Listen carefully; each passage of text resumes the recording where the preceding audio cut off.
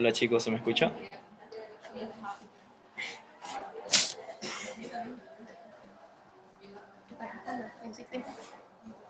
Chicos, quiero saber si me escucha para poder continuar con la clase. Sí se escucha. Ya, ok, perdón. Bueno chicos, me presento, soy Marvin Soto, estudiante de Pinto, compañero de la auxiliar de Diana, y me voy a dar el tema de lo que es agua y balance hidromineral. Eh, es un tema un poco largo, traté de resumir lo máximo posible, ya que la diapo de la doctora, la verdad es que son 2 diapos y 3 si ponemos balance hidromineral y sí es bastante largo. Y normalmente la doctora este tema de agua lo suele dar en clase escrito en pizarra, así que es mayormente apunte y quizás una que otra cosita de la diapo, pero mayormente es apunte porque la doctora lo da en pizarra. Bueno, eh, primeramente vamos a empezar con las generalidades del agua, ¿no? Vamos a ver que el agua, desde un punto de vista bioquímico, se constituye como el líquido de la vida, debido a que representa entre un 65 a 70% del peso corporal. Se cataloga como un nutriente no calórico como las vitaminas y minerales. Ojo que eso es pregunta de examen, ya que la doctora suele preguntar cuál de los siguientes elementos no es considerado un elemento no calórico, y entre los incisos pone tanto al agua como a las vitaminas o a los minerales. Entre las funciones, la doctora menciona que es el soporte de medio donde ocurren varias reacciones químicas metabólicas. El agua, como ya todos saben,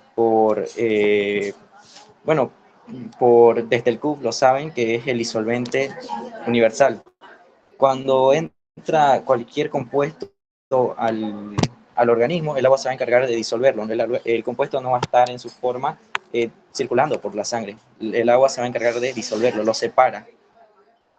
Disolvente universal, todo disolvente interactúa con el agua a nivel del tracto digestivo y a nivel de todo. Varias enzimas necesitan del agua para poder realizar la hidrólisis. Amortiguador térmico, contribuye a la regulación del calor corporal, transporte de sustancias, tanto de desechos como nutritiva, lubricante, amortiguador de cavidades, y favorece la circulación y da flexibilidad a los tejidos. Ahora, yendo a la distribución, el agua se va a constituir alrededor del un 60-70% del agua, según la doctora Pinto, y el peso del cuerpo aproximadamente unos 42 litros en el hombre adulto, de aproximadamente 70 kilos. En el hombre va a haber eh, un mayor porcentaje del agua que en la mujer, pero aún mayor en los lactantes. Ojo que también esa es otra pregunta de examen. El porcentaje va a cambiar de acuerdo a la función, sexo, edad, obesidad o edad de la persona. La proporción del agua se va a encontrar en diferentes tejidos de diferentes porcentajes. Por ejemplo, en el cerebro en un 90%, en el riñón un 82%, en el músculo un 75%, en el intestino un 74%, en la piel un 72% de agua, hígado 68%, hueso 22% y tejido adiposo un 10%.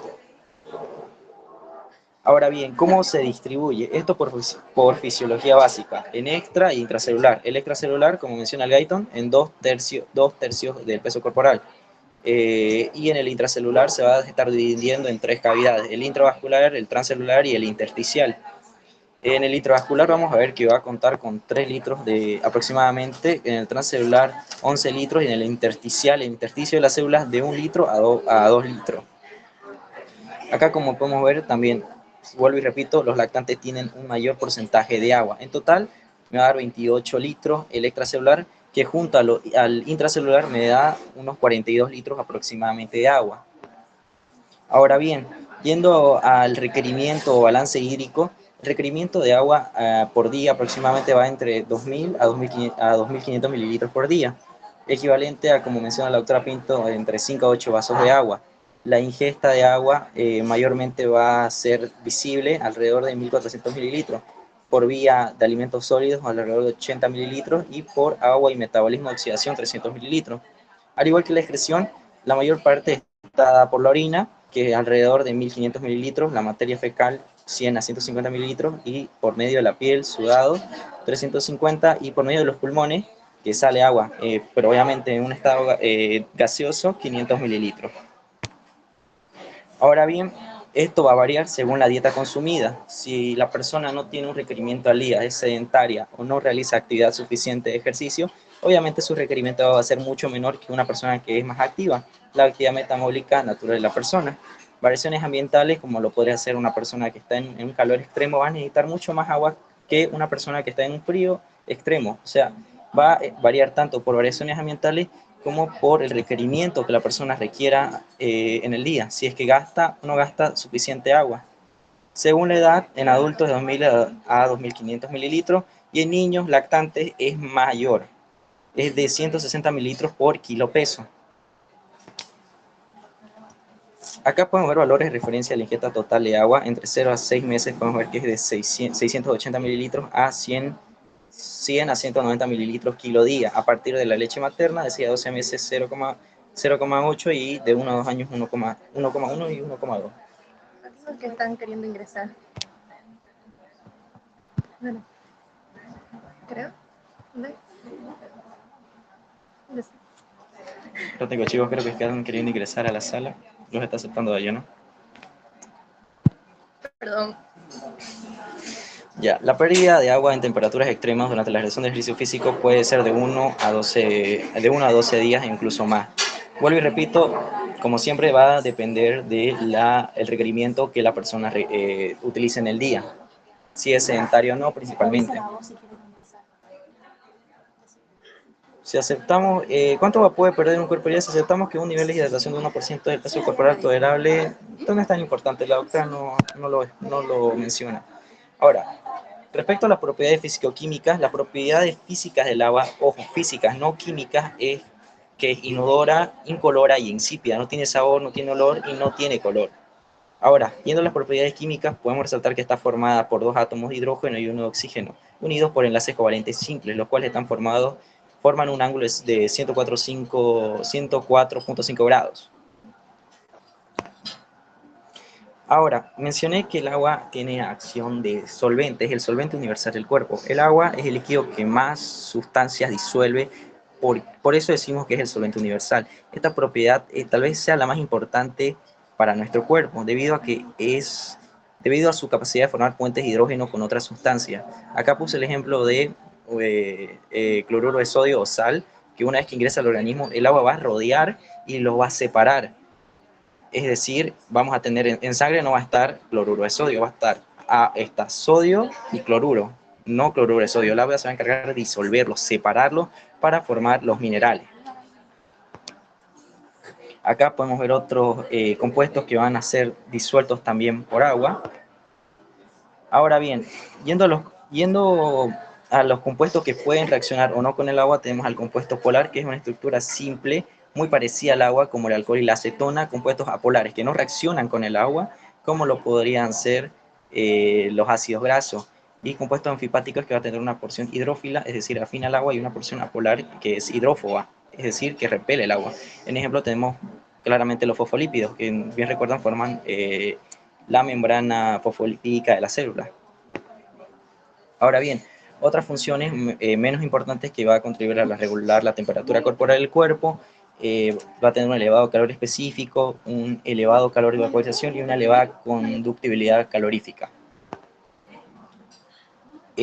Otras propiedades que la doctora suele mencionar en clase es que va a tener una tensión superficial. Esto lo da ejemplo mayormente con el alvéolo y con el agua, prácticamente que hay un estanque. Ella suele mencionar que un insecto, una hoja puede estar en el estanque sin hundirse porque el agua tiene una tensión superficial, pero hace hincapié en el alvéolo.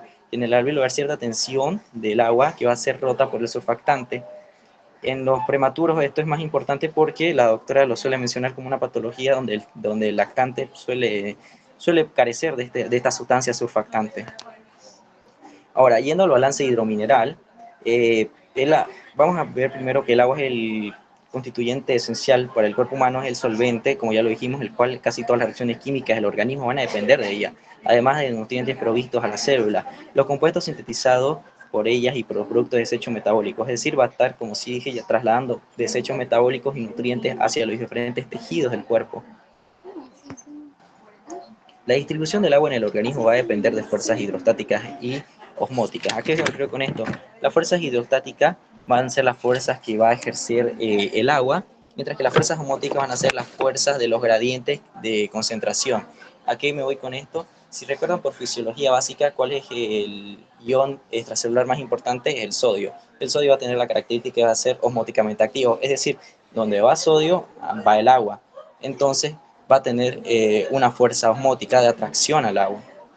La actividad osmótica depende, como ya dije, de los gradientes de concentración, los electrolitos, principalmente el sodio, y otras sustancias que no pueden difundirse libremente a través de las membranas celulares. El sodio, como ya se mencionó, es el catión extracelular más importante y con sus aniones asociados, tales como el cloruro y el bicarbonato. Es fundamental para determinar la distribución del agua en las membranas. Y esto es clásica pregunta de la doctora, que donde pregunta cuál es el catión más importante a nivel extracelular. Para ella es el sodio y, bueno, fisiológicamente hablando, también en el libro de Guyton se menciona que es el sodio. Acá ella más adelante lo puse en la diapositiva, pero siempre pone, tiene que saber qué le va a pasar al globo rojo en diferentes concentraciones que va a haber en un líquido, y con más sodio, con menos sodio, es decir, con más concentración de miliosmoles. Un desequilibrio entre las cantidades de agua y el catión sodio en el líquido extracelular lleva a cambios en la osmolalidad y el movimiento constante que se asocia a la contracción o expansión del agua. ¿A qué me voy con esto? ¿Qué es osmolalidad? ¿Qué es osmolaridad?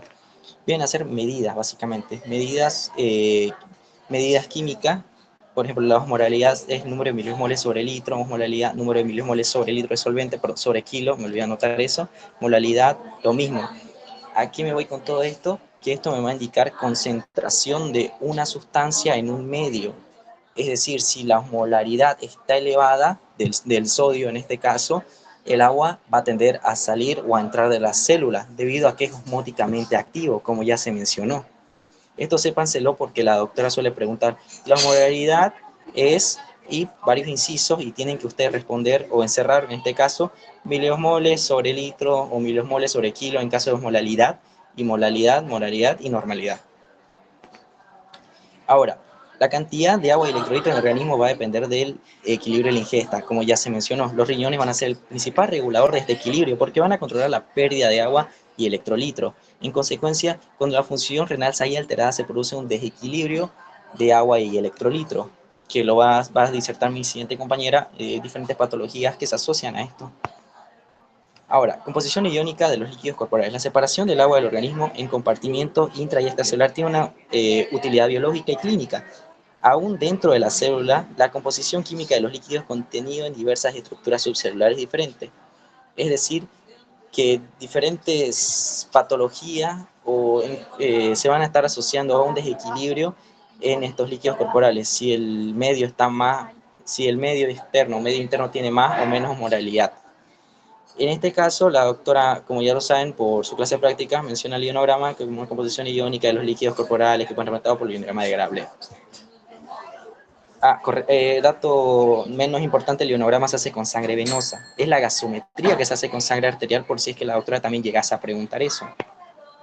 Y aquí tenemos una tabla que lo pueden ver, que está igual en la diapositiva de la doctora, que muestra más que todo la cantidad, ¿no? En equivalente sobre litro, equivalente sobre litro.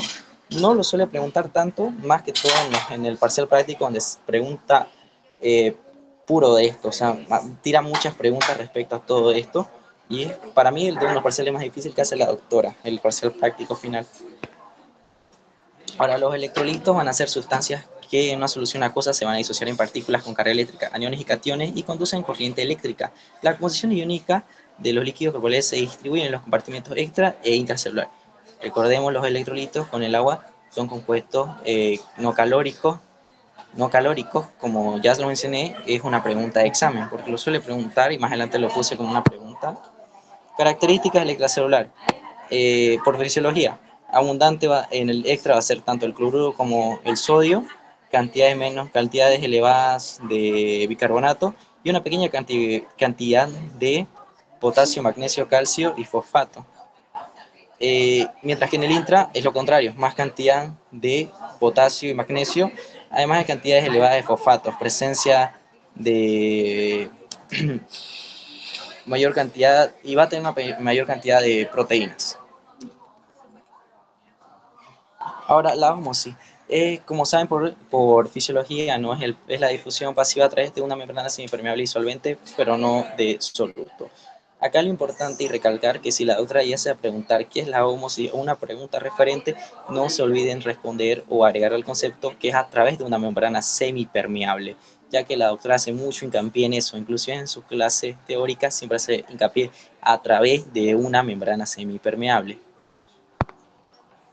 Ahora bien, las proteínas del plasma van a provocar provocan lo que es la presión osmótica. Recuerdan que en histología la presión osmótica está dada principalmente por las albúminas, principalmente, en sí está dada por todas las proteínas, pero principalmente por la albúmina, ya que son las únicas sustancias disueltas en el plasma y el líquido intersticial que no se difunden fácilmente en la membrana capilar, por lo tanto son encargadas de ejercer una presión osmótica. Se entiende por presión osmótica como la presión necesaria para detener el flujo de agua a través de la membrana semipermeable. Como ya lo mencioné, esta presión osmótica está dada por gradientes de concentración, en este caso el más importante que es el sodio. La membrana plasmática de la célula puede considerarse como un semipermeable y por ello las células deben permanecer en equilibrio osmótico con los líquidos que las bañan. Eh, Ahora bien, a lo que iba, este, esto la doctora Pinto se los enseñó en clase, o bueno, si no estuvo la doctora su auxiliar, o también lo hemos podido ver en fisiología, que es, se pone 3 muestras de sangre y se van a poner diferentes sustancias, una sustancia isotónica, hipotónica y hipotónica. La isotónica es una sustancia que básicamente digamos que es normal, no es hipotónica ni hipertónica, es decir, no tiene tanta osmolaridad ni mucha osmolaridad, entonces la célula va a estar normal. Mientras que una célula hipotónica, es decir, con baja presencia de sodio, van a disculpar que van a ingresar más de sus compañeros a clase.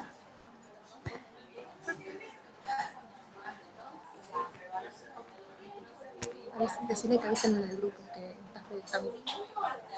Que avisen en el grupo si van a ingresar. Chicos, por favor, avisen en el grupo si están en sala de espera. Pasa que acá mi compañero está proyectando de mi teléfono y no puedo ver los mensajes ni puedo ver si están queriendo ingresar o no.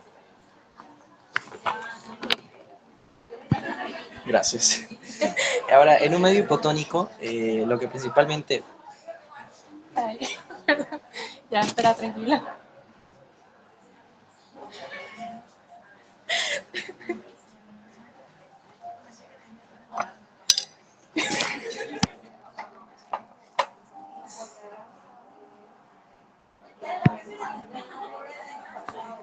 ¿En qué diapo estabas?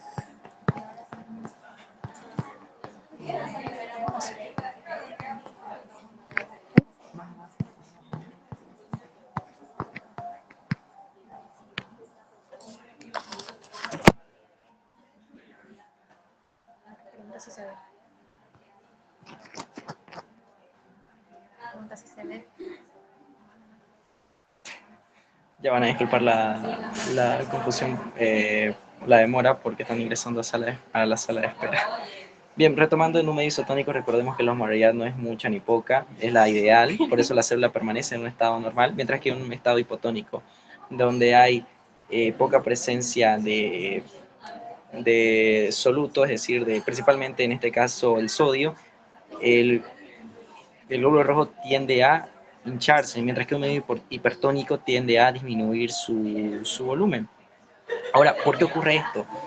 Imaginemos que en el líquido extracelular hay poca cantidad de sodio y en el líquido intracelular hay más cantidad que en el extra. Entonces el agua, por gradiente de concentración y porque el sodio es osmóticamente activo, va a chupar el agua. Entonces la célula agranda su tamaño, hay turgencia. Mientras que un medio hipertónico, donde hay mucho sodio en el líquido extracelular y poco en el intra, por tendencia a salir, porque el sodio es osmóticamente activo y como ya mencioné, el sodio principalmente va a dar la fuerza osmótica, tiende a salir y el glóbulo rojo en este caso va a perder parte de su volumen. Eso y puede provocar lo que es una plasmólisis. Ojo con esto que es pregunta de examen de la doctora.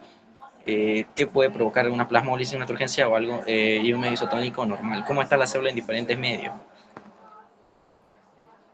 Ahora bien, todo esto va a estar regulado principalmente por hormonas, como la vasopresina, que va a recaptar el agua, va a actuar a nivel del tubo colector, la aldosterona, que va a actuar a nivel último de la nefrona, que va a absorber sodio y excretar potasio, la hormona natriurética de los cardiocitos favorece la eliminación urinaria de agua y sodio y disminuye la presión arterial. Y hasta acá sería la presentación referente a todo lo que es agua y equilibrio hidrolítico. Antes de retirarme, acá les dejo algunas preguntas de examen. Entre las propiedades de las moléculas del agua tenemos como disolvente para permitir las interacciones con moléculas hidrofílicas y anfipáticas. Recuerden que solamente hidrofilas y anfipáticas reaccionan con el agua. Las hidrófobas no reaccionan con el agua. El agua tiene las siguientes características, excepto actúan como un tapón. El agua nunca actúa como un tapón del pH. Y esta pregunta la doctora la suele preguntar, más adelante también la hice de nuevo, de otro banco de preguntas que saqué, y hizo la misma, pero cambió, actúa como tapón, puso que actúa regulando el pH. El agua no tiene nada que ver con el pH ni como un tapón. La osmolaridad es osmoles por kilo de solvente. Osmolaridad, osmoles por litro de solvente. Recuerden que eso es pregunta de examen. Ahora, con respecto al agua, todo es falso, excepto es una molécula de enlace iónico. El agua no tiene un enlace iónico. La hormona que va a contribuir a nivel renal para la absorción de sodio es la vasopresina. La vasopresina va a actuar recaptando sodio y expulsando potasio. El agua es una biomolécula de mayor distribución y tiene las siguientes características, excepto que contribuye al equilibrio ácido-base. El agua no tiene ningún efecto sobre el equilibrio ácido-base.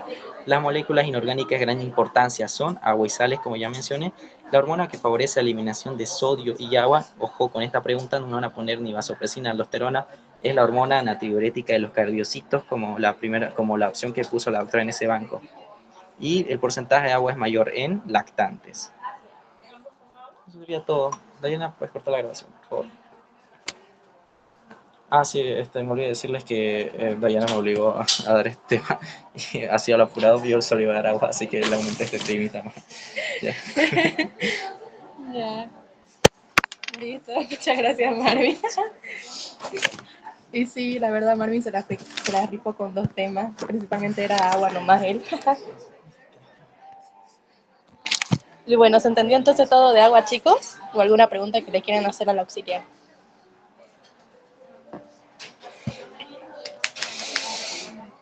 Bueno, chicos, en minutos entonces empezamos con la siguiente disertación.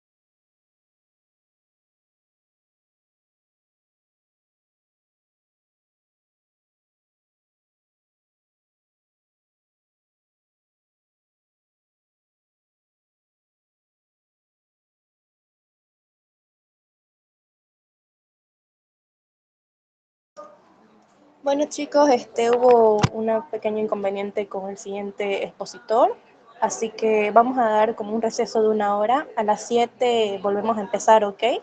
Continuamos con los siguientes temas.